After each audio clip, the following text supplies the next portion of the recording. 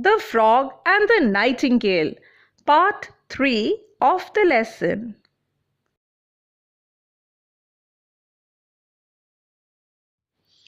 This video lesson gives a detailed explanation of the poem from lines 97 to 140. The links to the other videos can be found in the description box. And the frog observed them glitter, with a joy both sweet and bitter. Every day the frog who'd sold her songs for silver tried to scold her. On one hand, the frog was happy as his business was so profitable. On the other hand, he was jealous of the success of the nightingale. His greed made him unreasonable. He abused her on purpose and broke her morale down. You must practice even longer till your voice, like mine, grows stronger. In the second song last night, you got nervous in mid-flight. Mid-flight means during or in the middle of something. He became her trainer and made her sing excessively for long hours. He started pointing out her mistakes and drawbacks. And my dear, lay on more trills. Audiences enjoy such frills. You must make your public happier. Give them something sharper, snappier. Trills means singing two musical notes, one after the other, repeatedly and very quickly. Every day he would point out her flaws, criticized her singing, advised her on the technique, remind her of her goal of being successful.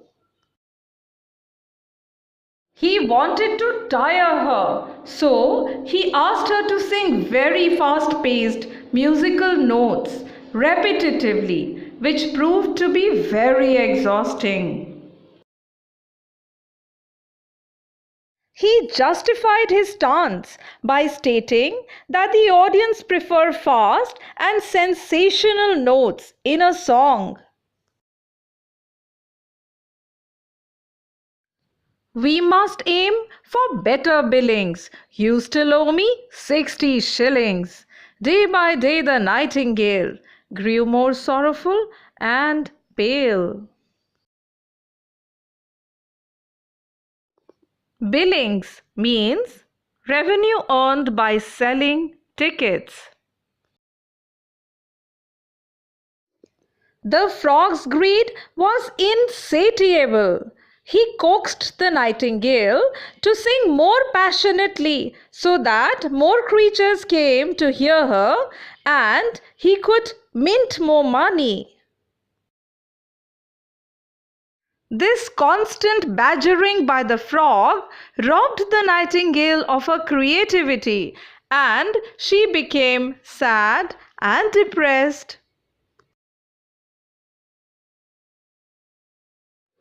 Night on night, her tired song zipped and trilled and bounced along, till the birds and bees grew tired at a voice so uninspired.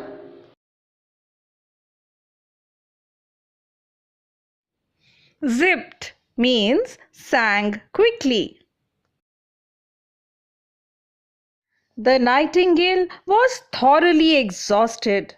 Her voice had lost its freshness and music.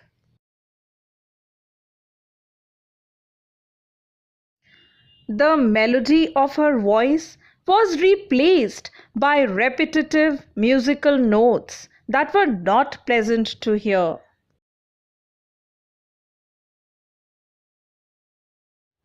The songs just appeared to drag on. So the creatures of the bog lost interest in them. And the ticket office gross crashed and she grew more morose. For her ears were now addicted to applause quite unrestricted. Morose means miserable. The crowd that had flocked to listen to her dwindled because her songs became dull, lustreless, and her voice sounded tired. The cash collection started falling, and that made her sorrowful and depressed. The disinterested applause of the few who were still coming gave her no happiness. She had become used to overwhelming responses and a huge applause from her audience, and to sing into the night all alone gave no delight. Now the frog puffed up with rage. "Brainless bird, you're on the stage."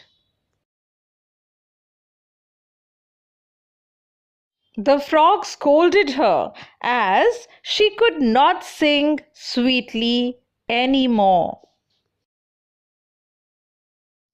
The nightingale had to bear with his rudeness and exploitation. She had lost the beauty of her voice.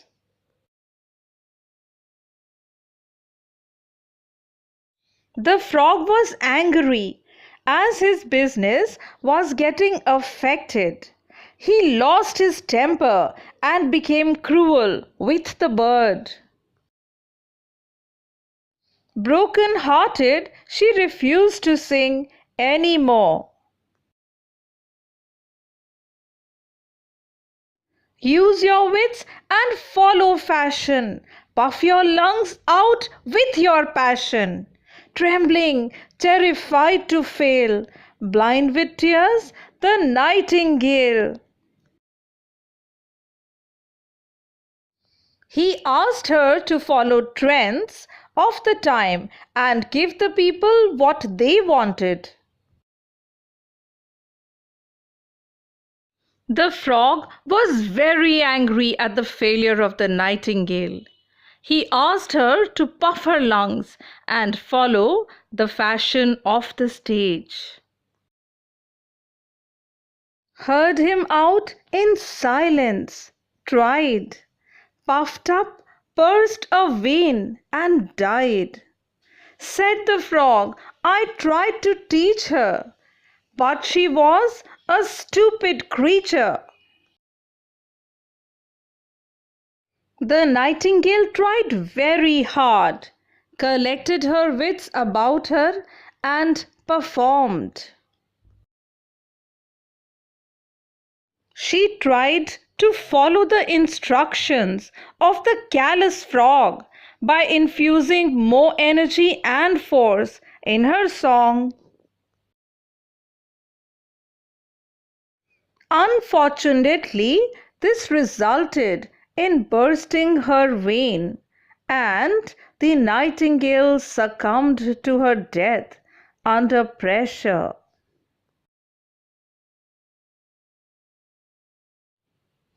The calculative frog quickly washed his hands off the nightingale.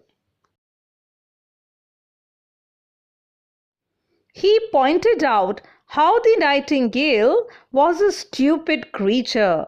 He had only tried to teach her. Far too nervous, far too tense, far too prone to influence. Well, poor bird, she should have known that your song must be your own. But she was very nervous, easy on the ear, and gullible. He became a little brazen as he pointed out the bird should have known that one's song should be one's own.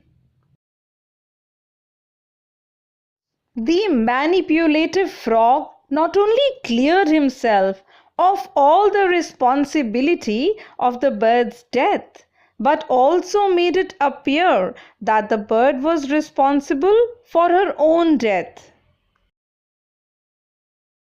Instead of a worthy tribute, he calls her stupid, vulnerable, and too nervous. He is right in calling her too prone to influence because it was her vulnerability that led to her death. That's why I sing with panache. Coo-ah, coo-ash, coo-ash. And the foghorn of the frog blared unrivaled through the bog. Panache, a very confident and elegant style. Foghorn, a very loud, unpleasant noise. He projects himself as a confident, practical, and wise creature who sings with elan.